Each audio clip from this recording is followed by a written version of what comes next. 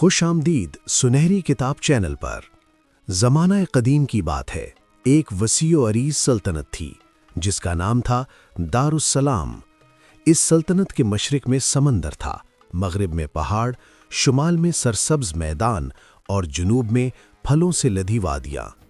دریائے نیل جیسا ایک بہتا دریا اس سلطنت کے درمیان سے گزرتا تھا، جس کے کناروں پر کھجور کے باغات اور سرسبز کھیت لہلہاتے تھے۔ اس سلطنت کا حکمران تھا سلطان ناصر الدین بن ظفر۔ سلطان کی عمر تقریباً 40 برس تھی، قد بلند، چہرہ نورانی، مگر آنکھوں میں ایک عجیب سی بے چینی۔ اس کا تخت خالص سونے کا تھا، جس پر ہاتھی دانتوں کی نگاریں بنی ہوئی تھیں۔ تاج پر بڑے بڑے ہیرے جڑے تھے، جو روشنی میں چمکتے تو پورا دربار جگمگا اٹھتا۔ اس کے پاس ہزاروں سپاہی تھے، جن میں سے کچھ افریقی جنگجو تھے جو نیزوں اور تلواروں سے لیس رہتے۔ محل کے صحن میں ہاتھی رکھے جاتے، جن پر سونے کی جھالر والی جھولیاں لگی ہوئی تھیں۔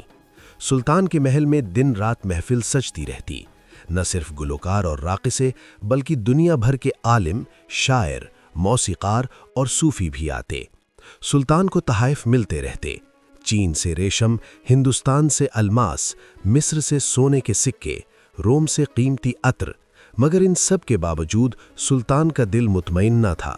وہ اکثر راتوں کو اکیلا تخت پر بیٹھ جاتا، چاندنی رات ہوتی تو چھت کھول کر ستاروں کو دیکھتا اور سوچتا، اے اللہ، تو نے مجھے یہ سب کچھ دیا، سلطنت دی، دولت دی، طاقت دی، عزت دی، پھر بھی یہ دل کیوں بھٹکتا رہتا ہے؟ یہ آنکھیں کیوں راتوں کو نیند سے محروم رہتی ہیں؟ یہ محل کیوں مجھے قید خانہ لگتا ہے؟ ایک دن دربار کا خصوصی اجلاس بلایا گیا۔ تمام وزراء، امراء، قاضی، مشیر اور بڑے بڑے عالم حاضر تھے۔ سلطان تخت پر براجمان ہوا۔ اس نے گہری آہ بھری اور آواز میں درد لیے کہا، اے میرے وفادار درباریوں، آج میں تم سے ایک ایسا سوال پوچھنے آیا ہوں جس کا جواب اگر تم دے سکے تو میں تمہیں سلطنت کا آدھا حصہ عطا کر دوں گا، مگر اگر نہ دے سکے تو افسوس۔ دربار میں سناٹا چھا گیا، سب کے دل دھڑک رہے تھے۔ سلطان نے جاری رکھا، میں نے دنیا کی ہر نعمت پالی ہے، مگر خوشی مجھ سے دور ہے۔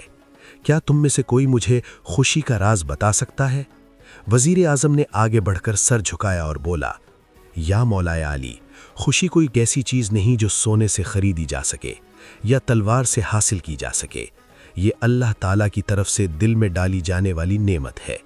سلطان نے غصے سے کہا، اگر تمہیں معلوم نہیں تو تلاش کرو، سلطنت کے ہر کونے میں قاصد بھیجو، عالموں سے پوچھو، صوفیوں سے سنو، غریبوں سے دریافت کرو، تاجروں سے معلوم کرو، جو بھی خوشی کا راز جانتا ہو اسے میرے سامنے لاؤ۔ تمہارے پاس 1 مہینہ ہے، اگر نہ لائے تو سب کو سخت سزا ملے گی۔ وزیر اعظم نے سر جھکا لیا۔ فوراً شاہی فرمان نکلا، ہر طرف قاصد روانہ ہوئے، گھوڑوں پر سوار ہو کر شہر شہر، گاؤں گاؤں گئے۔ بازاروں میں اعلان کیا گیا کہ جو شخص بادشاہ کو خوشی کا راز بتائے گا اسے انعام عظیم ملے گا۔ لوگ جمع ہونے لگے۔ ایک تاجر آیا اور بولا، خوشی دولت میں ہے۔ ایک سپاہی بولا، طاقت اور فتح میں ہے۔ ایک شاعر بولا، محبت اور حسن میں ہے۔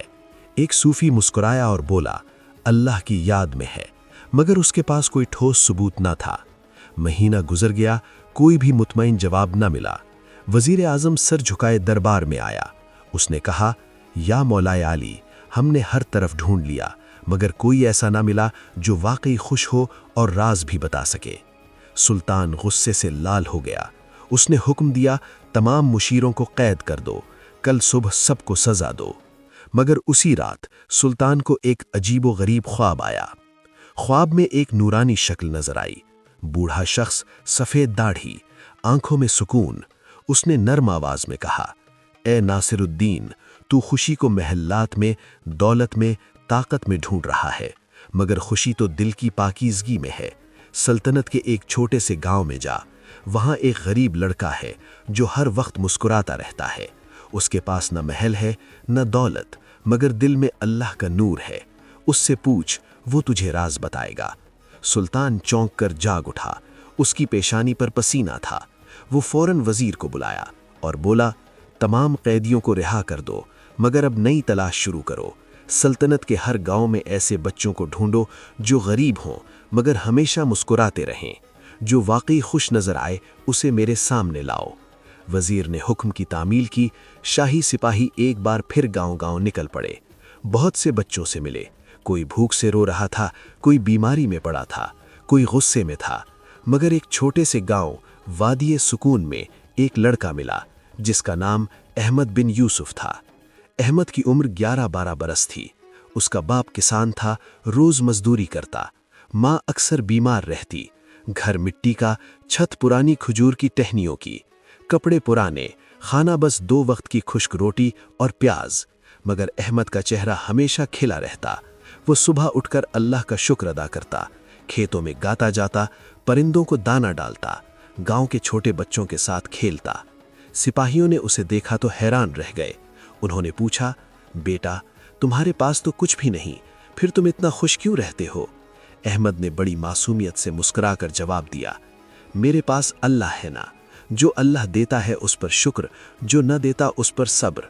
खुशी तो दिल में होती है, पेट में नहीं। सिपाही फौरन अहमद को शाही महल ले आए।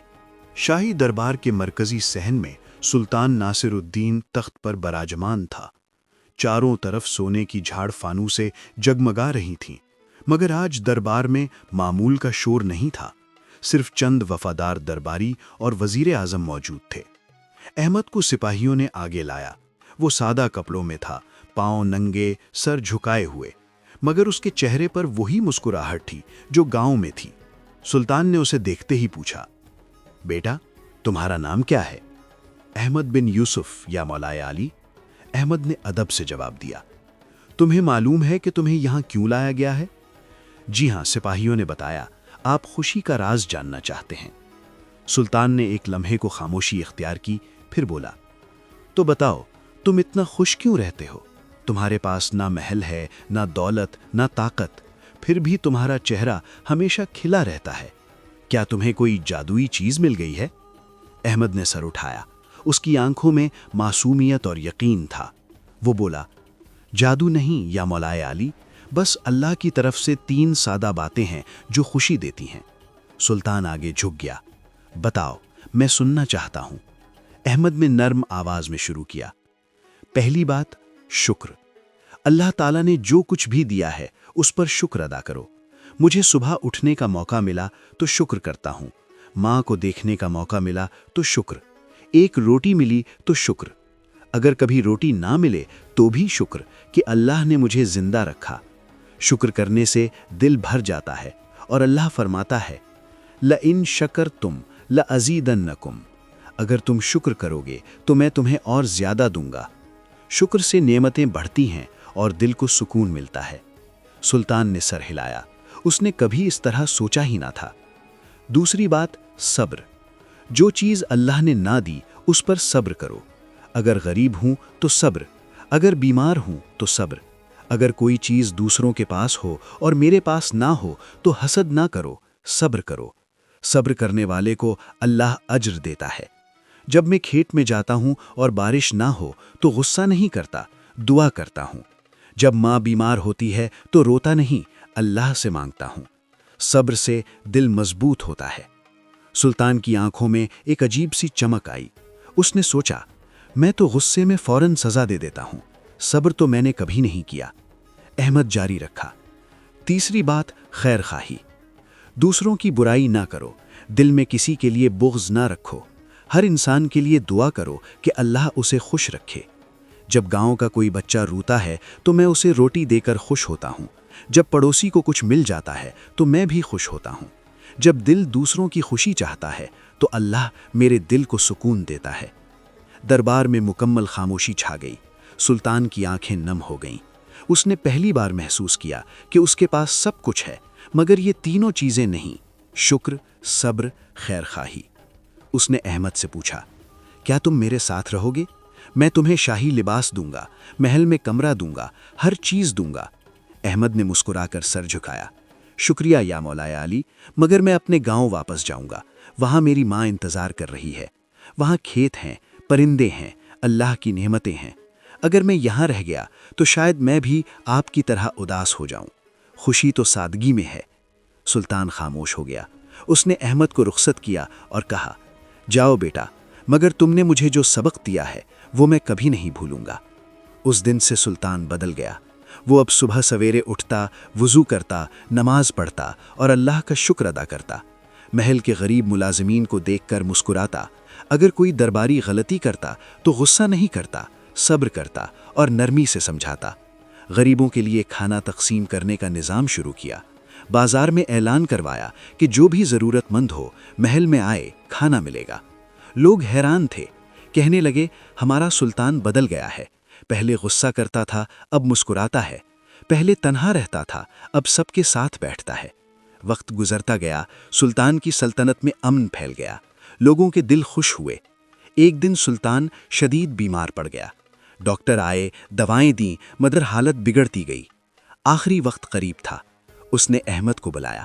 احمد فوراً آیا۔ سلطان نے کمزور آواز میں کہا، بیٹا احمد، آج میری آخری سانس ہے، مگر میں خوش ہوں۔ تم نے مجھے بتایا کہ خوشی شکر میں ہے، صبر میں ہے، خیر خواہی میں ہے۔ آج میرے دل میں کوئی بوجھ نہیں۔ میں اللہ کے حضور جا رہا ہوں تو مطمئن ہوں۔ احمد کی آنکھوں میں آنسو آ گئے، مگر وہ مسکرایا بھی۔ اللہ آپ کو جنت الفردوس میں اعلیٰ مقام دے یا مولائے عالی۔ سلطان ناصر الدین اس دنیا سے رخصت ہو گیا، مگر اس کی کہانی آج بھی زندہ ہے۔ لوگ کہتے ہیں کہ اس کے بعد سلطنت میں خوشی کا دورہ رہا۔ میرے پیارے ناظرین، سنہری کتاب کے یہ کہانی ہمیں سکھاتی ہے کہ اصل خوشی سونے کے تخت پر نہیں، شکر گزار دل میں ہے۔ خوشی طاقت میں نہیں، صبر کرنے والے دل میں ہے۔ خوشی عیش و عشرت میں نہیں، دوسروں کی خیر چاہنے والے دل میں ہے۔ اللہ تعالیٰ ہمیں سبق آموز بنائے، ہمیں ہر نعمت پر شکر کرنے کی توفیق دے، ہر مشکل پر صبر کی طاقت دے اور ہر انسان کے لیے خیر کی دعا کرنے والا دل دے، آمین۔ اگر یہ کہانی پسند آئی تو لائک کریں، شیئر ضرور کریں، سبسکرائب کر کے بیل آئیکن دبا دیں تاکہ اگلی سنہری کہانی ملتی رہے۔ اللہ ہم سب کو حقیقی خوشی عطا فرمائے۔